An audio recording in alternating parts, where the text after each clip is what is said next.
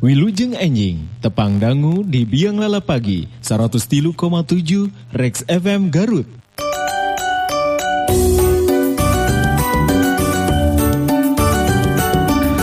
Ya, 103,7 Rex FM Garut, Mitra Rex FM. Kita akan segera langsung menghubungi Kang Eep. Beliau ini posisinya berada di Bandung ya. Kita akan lakukan dialog interaktif bersama beliau. Assalamualaikum. Oke, masih. Assalamualaikum.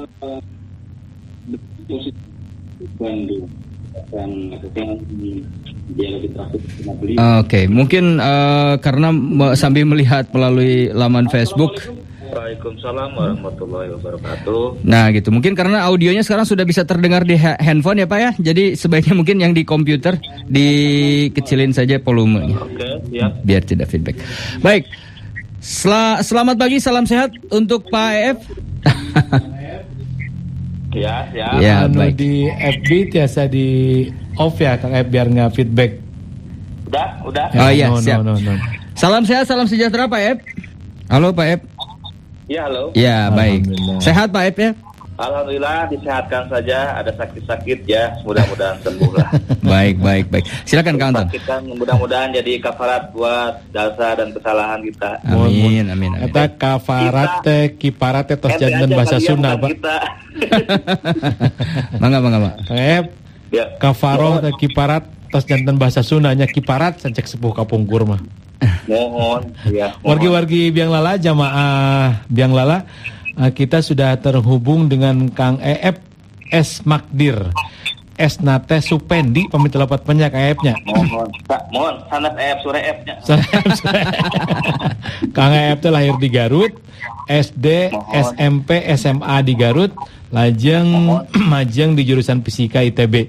Kang EF, Ya. kenapa mesti saya langsung saja karena waktu nih ya.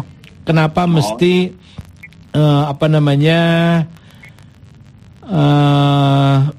mesti UKM Connection salah satu pilihan hidup Kang EF ini? Sebetulnya begini. Tema kita hari ini adalah memuliakan UMKM jamaah Biang Lala. Silakan Kang EF. Waduh. Kalau memuliakan mah kejauhan ya, ini Mohon. mah cuman menjadi calo ini mah ya, menghubungkan teman-teman UKM. Jadi begini. Iya.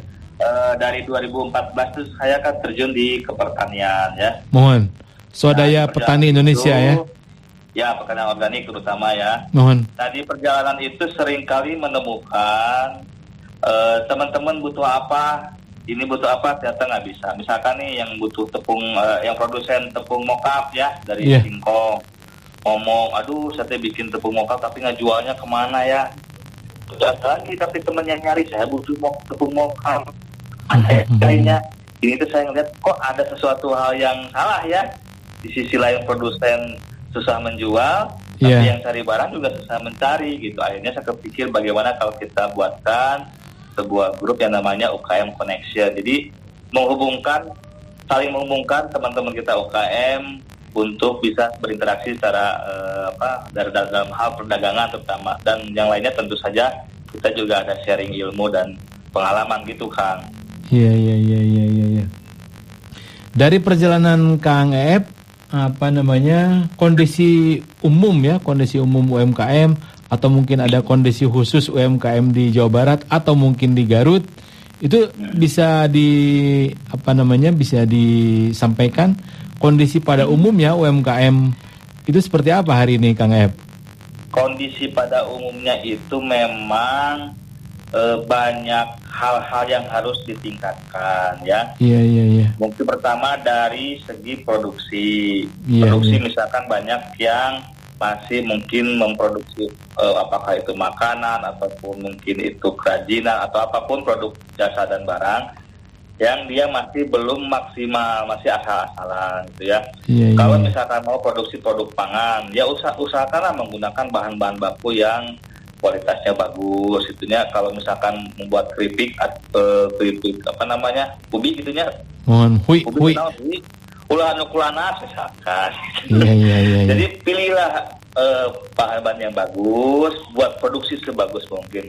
Kedua lagi, mungkin perkembangannya adalah kemampuan dalam hal SDM, ya. SDM juga harus ditingkatkan, apakah itu di bidang produksinya, di manajemennya, itu juga harus ditingkatkan. Dan juga pemilik UKM-nya juga harus meningkatkan diri untuk belajar bagaimana mengelola usaha yang lebih bagus. Berikutnya lagi yang mungkin terlupakan lagi, yang sering terlupakan adalah soal kita mengemas. Mengemas itu juga penting, ya.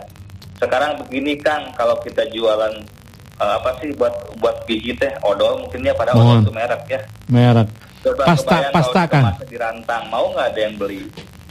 Colekin gitu ya, nggak ada, pakai kemasan yang lebih bagus. Bukan kemasan itu bukan hanya berarti bahwa bentuknya harus bagus, yang jasa pun mengemasnya dengan bagus, pelayanannya harus bagus dan lain-lain. Nah yang berikutnya lagi pemasaran, ya itu juga problem. Ini masalahnya banyak yang produksi mah jarago Kang ya. Iya. Waduh, di Garut saya lihat ya jarago bikin makaroni, produk-produk keripik segala macam. Tapi problem lainnya adalah memasarkan. Pemasaran ini juga menjadi problem juga karena ya tidak mudah memasarkan di tengah-tengah persaingan yang begitu hebatnya. Yang terakhir mungkin adalah persoalan modal Kang. Banyak yang menjadi itu karena waduh saya tidak ada modal. Dan solusinya bagaimana? Itu mungkin Kang beberapa hal yang di media sosial, di web Kang Ep begitu rajin ya bagaimana menjadi teman ya, menjadi teman UMKM. Padahal Kang Ep ini adalah seorang novelis, padahal Kang Ep ini adalah seorang fisikawan. Tapi beliau di banyak waktu terus mencintai UMKM. Tadi Kang Ep mencoba membedah sedikit begitu ya, bagaimana memasarkan, bagaimana mengemas UMKM. Kalau perhatian pemerintah Kang Ep sementara ini sampai di mana? Kalau perhatian pemerintah sebetulnya bagus Pak. Bagus ya? Ya bagus, ini Bapak akangnya pebaliut lah. Pelanya sama aja. Tesawias, pangersa. Ya. Kalau saya lihat sih dari pemerintah sebetulnya sudah cukup bagus ya. Dari saya kan juga ada berkecimpung di komunitas ABCGM dari Dinas Koperasi Jawa Barat, UKM dan Koperasi Jawa Barat. Perhatian dari pemerintah itu cukup bagus, tapi mungkin perlu lagi disinkronkan ya. Kadang-kadang gini keinginannya UKM ini seperti ini, dari pemerintah seperti ini, mungkin ada yang tidak sinkron. Nah itulah perlunya kita itu harus duduk bareng ya, duduk bareng.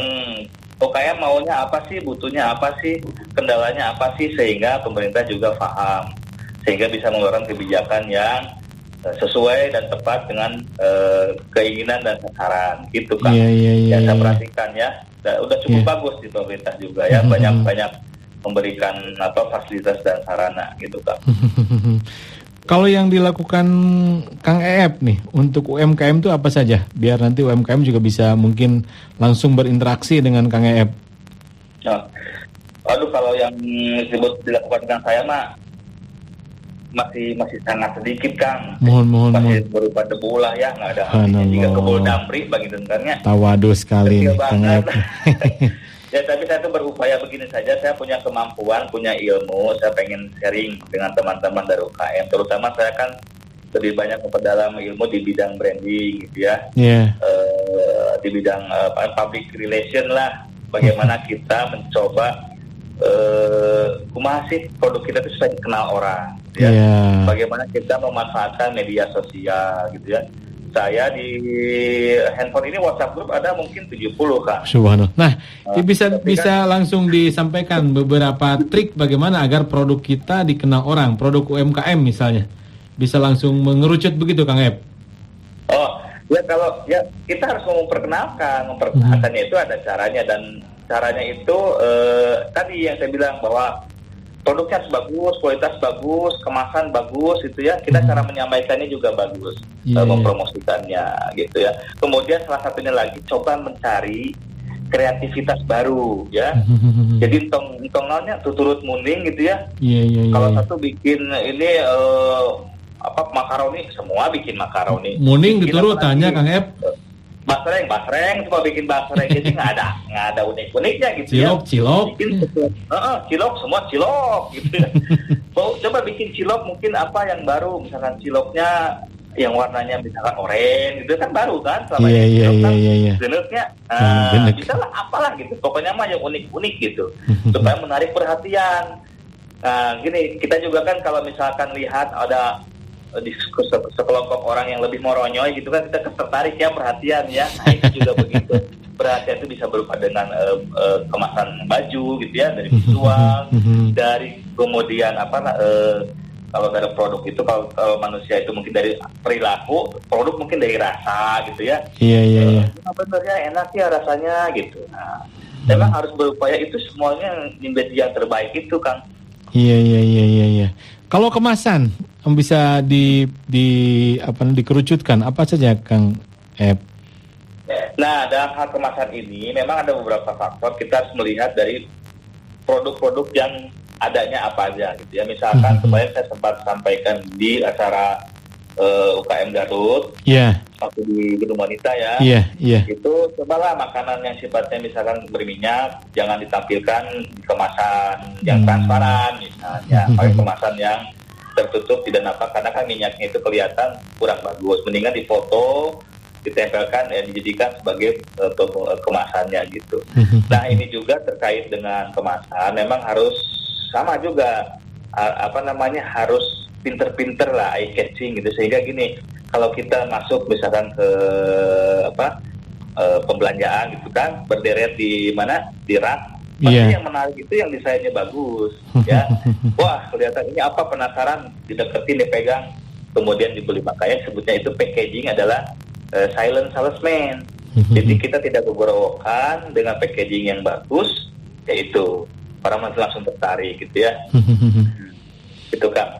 Kalau ini agak sedikit beralih sedikit gitu ya. Kalau mental usaha kita, Kang, mental usaha para UMKM ini, saya lihat sebetulnya mereka itu begitu punya kemauan yang kuat begitu ya.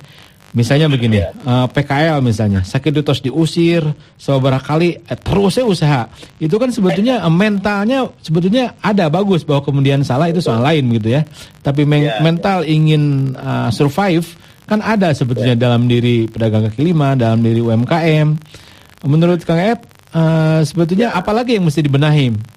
Kalau dari segi mental, saya memang acungkan jempol kalau untuk UKM ya. Wah kuat lah, udah rugi, bikin lagi. Itu sama kayak petani kan. Tangguh ya. Petani juga begitu. Oh iya. Rugi misalkan, nanam lagi. Ya memang bangkrut 7 kurilingnya terasa. Ini utama ya. Kalau utamanya kita harus punya mental baja ya. Cuman memang kita itu dalam berbisnis juga harus melihat tata aturan ya. Gitu. Mohon maaf nih buat teman-teman PKL, tolonglah untuk tidak berjualan di tempat-tempat yang tidak diperbolehkan gitu ya. Kita misalkan kalau nggak salah Garut kan sudah dibuatin tempat, mungkin kurang ramai ya, itu mungkinlah tugasnya PKL dan pemerintah duduk bersama atau duduk kumaya supaya rame gitu ya tempat usahanya. Karena gini, saya bisa membandingkan antara petani dengan PKL. Petani itu jarang sekali mendapat fasilitas ya. Teogoan lah gitu. Kalau PKL maka kita kan harus hidup. Dan petani juga sama harus hidup ya. Tapi janganlah, saya usulkannya jangan berada di area-area yang tidak diperbolehkan untuk berjualan, mengganggu misalkan ya. Saya bukannya tidak mengerti lah soal urusan perut ya, semua juga sama lah urusan perut. Cuma dengan adanya itu menjadi semrawut, menjadi macet gitu. Coba kalau ditata lebih baik, di satu lokasi ditempatkan. Kemudian juga saya menghimbau mungkin buat pengusaha-pengusaha nih ya yang punya pusat pembelanjaan gitu ya. Disediakan tempat untuk PKL-nya, mungkin di basement-nya kah atau di mana, sehingga dan dikasih petunjuk gitu ya bahwa di sini ada bazarnya gitu ya. Saya lihat di negara lain juga PKL bisa jalan kok, cuma memang tertib gitu, tidak sembarangan jagangnya, tidak menyita jalan. Sampah juga ya, mohon maaf kemarin waktu saya ke Garut dengan istri saya jalan itu sampah di trotoar itu luar biasa ya. Kalau mental bagus ya, mental ingin survive bagus, tapi ketertiban saya kira ini bukan cuma PKL ya, kalau bicara kedisiplinan. PNS juga misalnya kedisiplinannya seperti itu, mahasiswa juga Betul. para dosen juga kedisiplinannya ya tidak bagus-bagus amat begitu ya. Saya tidak ingin mensejarkan antara PKL dengan ASN begitu. Ya saya kira ini kondisi umum kan Kang Ep. Betul. Di lain hal misalnya mengembangkan, memuliakan UMKM itu selain mendorong mereka hidup disiplin berjualan begitu, tangguh berjualan. Yang software, yang soft gitu, apalagi Kang Ep? Kalau tadi kan kita bicara yang hard ya, bagaimana pengemasan, bagaimana menjual. Kalau yang softnya apalagi Kang Ep yang mesti diperhatikan? SOP maksudnya gitu ya? Soft, bukan SOP, soft, pendekatan. Oh, peningkatan. Ya itu. Yeah. Dari segi UKM juga harus mau meningkatkan diri, harus banyak mau banyak belajar kan? Ya, belajar masih supaya lebih maju gitu ya. Jadi tidak hanya mengandalkan udahlah segini aja seadanya, kita mah uyuhan udah hidup juga gitu ya. Udah uyuhan. Kita harus aku mau apa gitu ya. Bagaimana meningkatkan gitu ya. Apakah produk kita bisa menjamin makanan saya tuh enak gitu, produk saya tuh bagus gitu. Tapi kumaha caranya ini bisa lebih meningkat lagi, itu memang harus belajar gitu. Baik. Dan salah satunya lagi memang coba juga untuk UKM ini guyub Kang. Guyub ya. Bikin apa guyubannya, apakah koperasi atau apa gitu, sehingga misalnya pedagang kecil punya koperasi, kalau punya koperasi berkumpul berserikat kan bisa bertemu dengan pihak-pihak yang mungkin bisa membantu, apakah itu pemerintah atau pihak swasta gitu, daripada sendiri-sendiri maju ya. Dengan kita juga berserikat, punya asosiasi gitu, tapi ke arah yang baik ya, asosiasi itu bukan untuk mereka doang, pokoknya untuk kia gitu. Jadi menjadi jembatan si asosiasi atau perkumpulan ini atau misalnya koperasi ini, jembatan antara anggota yang sebagai pedagang kecil atau pengusaha kecil berhubungan dengan pihak-pihak lain, dengan pemerintah, misalnya dengan pemberi modal gitu ya. Mungkin kalau diberikan ke pribadi susah, harus ada jaminan segala macam. Tapi mungkin kalau dengan koperasi ada kebijakan lain. Ada gitu, kisah sukses Kang Ep?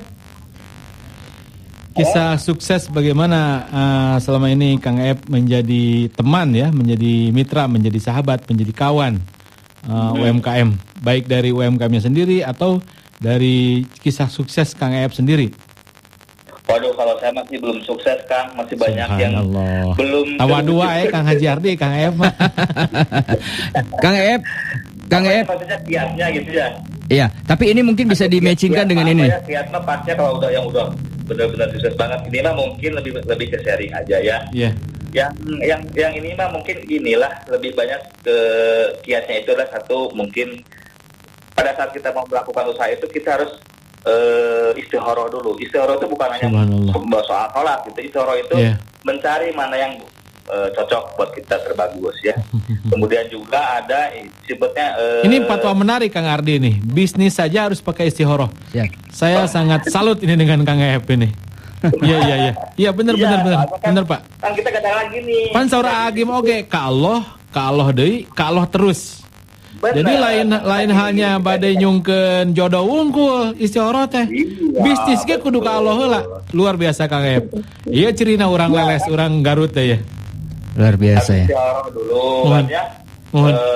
Pertama mungkin bukan istikharah, kita istighfar dulu dah, istighfar dulu nih. Kita istighfar dulu, mohon ampunan sama Allah, saya mau mulai usaha nih gitu ya. Kemudian gitu, istikharah usaha apa nih kira-kira ya Allah yang cocok buat kita. Benten ada orang jangkurang mah Kang Ardi. Karena mikir si itu jualan rame, orang yang ngiluan. Ada belum tentu ya itu terbaik buat kita ya. Jadi ada istikharah. Kemudian ada lagi apa lagi, ikhtiar. Ya, jadi ikhtiar lagi di situ, benar-benar ikhtiar itu bukan hanya masalah membuat. Kang Ep mah di ITB-na jurusan istikharah, sana jurusan fisika jigana. Lajang Kang Ep, lajang. Nah, yang terakhir istiqomah. Istikharah itu kan istiqomah. Tadi sebelumnya apa? Istighfar dulu. Istighbar. Kemudian istikharah ya.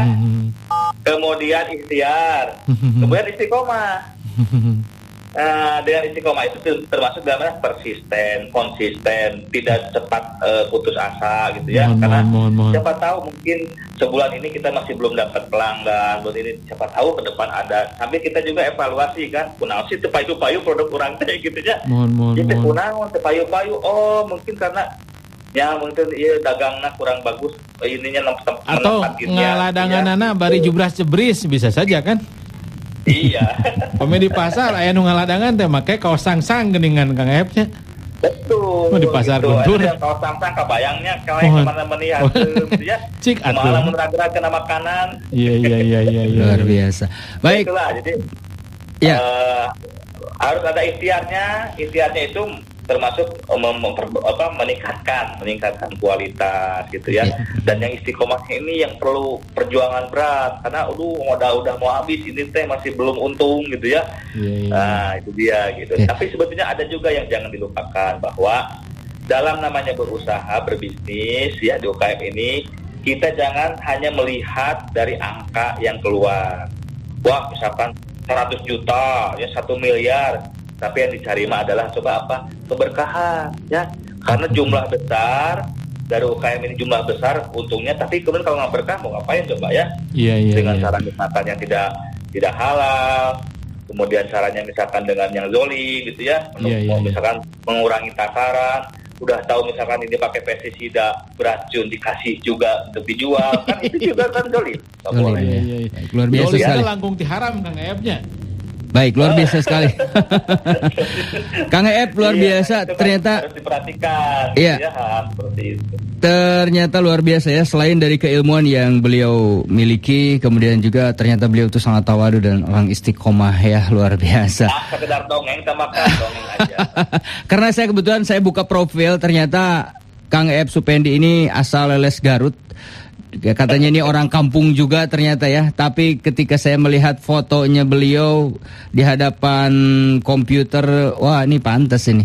Pantas dia pasti seorang jago IT yang pintar dan sangat mapan sekali. Terbukti beliau menciptakan Mitosis Multimedia Touchscreen for Marketing Information System. Ini masih Kang? Oh itu mah proyek zaman terdahulu kan? Ya, zaman dahulu kala ya. Kemudian juga beliau ini masih jalan, baik, tetap jalan. Alhamdulillah. Beliau ini juga merupakan di tahun 2017 beliau juga adalah Ketua Swadaya Petani Indonesia yang sempat diwawancarai oleh Kompas tentang keluarga petani itu terus berkurang, generasi muda tidak lagi tertarik. Ini mungkin bisa sedikit saja sambil nanti mendekat ke closing statement, silahkan. Intinya gini, kalau kita usaha mah ya sama-sama lah. Saya juga belum sukses, jadi saya tidak bisa tadi dikatakan kiat-kiatnya aja nggak ada lah kiat-kiat mah ya. Kiat-kiatnya mah kita mah udah ada sebetulnya. Kalau kita telah Al-Quran, kiat-kiat usaha untuk sukses itu ada di situ semua. Ini aja yang terakhir dari saya mah mungkin ya itulah legennya kalau pepatah kalau Sunda namanya namun ngakal luar biasa gitu ya. Jadi memang kita harus kreatif lah, eta Kang. Salah satu itu ciri yang menjadi supaya untuk sukses itu harus kreatif gitulah. Mohon. Terbentur ieu kreatif cari solusi. Terbentur ini kreatif cari solusi gitu ya. Kalau nggak kreatifnya eta mun teu ngakal teh Kang, teu ngakal moal ngakeul gitu. Itu mah saya mah dari ibu saya itu mah dari Pun Biang. Pokoknya eta we apa ke Garut teh teu ngakal moal ngakeul cenah gitu. Jadi bari ngakeul sangu teh Kang wah. Terus bagaimana ketika kita harus memiliki mendorong generasi muda karena katanya keluarga petani ini terus berkurang, Kang? Jika di-matchingkan dengan tema kita UMKM. Petani memang begini, Kang. Ya, sekarang sudah berkurang karena banyak faktor. Pertama hasil taninya tidak memuaskan. Ya 1 hektar. Sekarang 1 hektar paling top di Garut itu 5 tonan lah ya untuk padi. Harga juga ya seringkali jatuh. Seringkali misalnya saya sedih sekali pas aku lihat tomat dibuang ya di Garut itu keselokan. Begitu banyaknya, susah nanamnya pakai modal kemudian dibuang karena harga cuma 200-300 perak per kilo. Itu jadi problem ya. Jadi anak-anak juga jangan disalahkan kalau anak muda nggak mau bertani. Nah sebetulnya pertanian itu bisa bagus kalau terintegrasi juga dengan industrinya Kang ya. Integrasi dengan industri, melibatkan berbagai pihak. Makanya kalau di saya itu ada konsep dinamakan dengan integrated holistic agriculture. Jadi harus terintegrasi mulai dari yang cara nanam, nanti ke manajemennya, permodalan, kemudian juga ada yaitu pemasarannya seperti apa. Jadi harus terintegrasi. Makanya sekarang saya lebih banyak gaulnya sama anak-anak mahasiswa, Kang. Iya. Gitu. Mahasiswa dan mahasiswi gitu Mahasiswi lah. Mereka yang sama-sama peduli pada UMKM juga ya mahasiswanya. Ya, jadi saya banyak masuk ke kampus-kampus kalau sekarang, jadi memberikan pemahaman, memberikan insight lah ya, sedikit motivasi bahwa jadi petani itu bisa sukses asalkan apa yang dilakukan. Karena kalau mengandalkan seperti sekarang cuman ke kebun, macul, nanam, berharap berhasil gitu ya, kemudian nggak ada nggak ada hal yang kreatif, ya susah. Nah sekarang begini, kita mau mengandalkan itu buat orang tua agak susah. Udah jumetnya pemikirannya mungkin udahlah cukup. Nah sekarang itu justru tugasnya anak-anak muda untuk bagaimana nih ya supaya hasil ini jadi bernilai tinggi. Seperti insya Allah Agustus ini saya di Garut akan penelitian bagaimana tembakau bernilai lebih tinggi bukan untuk rokok. Ya, caranya bagaimana nanti kita sedang bentuk tim ini, tim untuk peneliti di Garut. Kumaha ya di tembakau teh selama ini kan masih abu-abunya antara halal dan haram, misalnya di rokok mah. Iya. Ternyata sekarang bisa tidak digunakan untuk rokok, tapi misalnya untuk minyak esensial, untuk pewarna batik, gitu ya, pewarna tekstil, dan banyak lagi turunannya. Nah itu kita mudah-mudahan biasa belajar. Nah, pamaya keluar fisikana ya.